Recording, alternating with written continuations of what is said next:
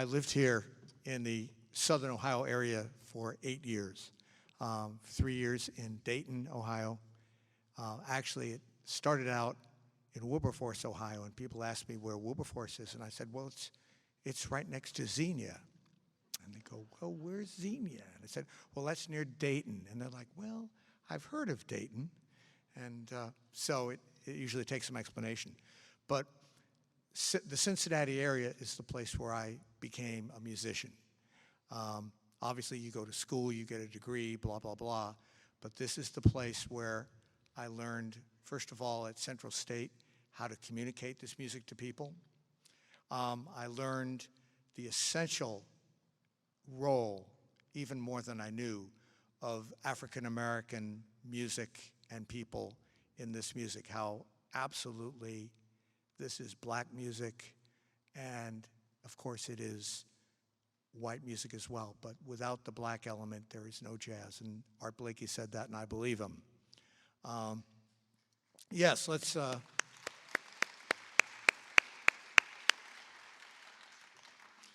And the rich tradition of African-American music in Cincinnati was part of what the Greenwich Tavern was about. In a historic neighborhood, we had many of the greatest black and white players come through, and it was a real privilege to work with Art Gore and Jim Anderson and make music with them. But in addition, I had many great opportunities in Cincinnati.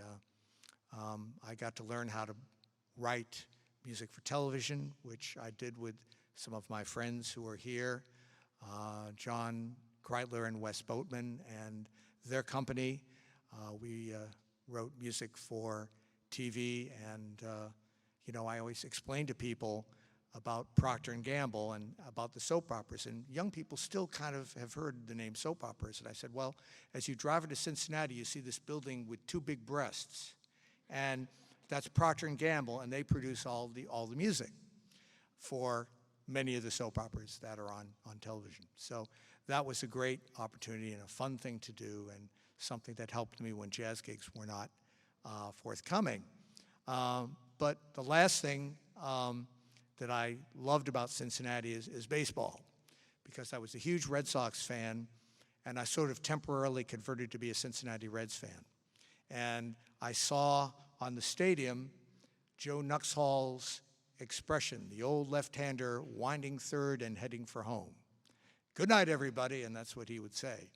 And I love that, and I'm now a Dodger fan, of course, having been in LA for 32 years. But someone told me the other night that San Diego is the Cincinnati of the West Coast. And I'm trying to get my mind around that. But what I loved about Cincinnati, most of all, in conclusion, is the people. Actually, let me do it in order. The food, the people, and the music. Cincinnati is one of the great cities of the world. They call it Cincinnati, USA. And I want to thank everyone here for keeping the tradition going. And thank you for this great honor. And just thank you for being who you are and allowing me to come home again. So thanks very much.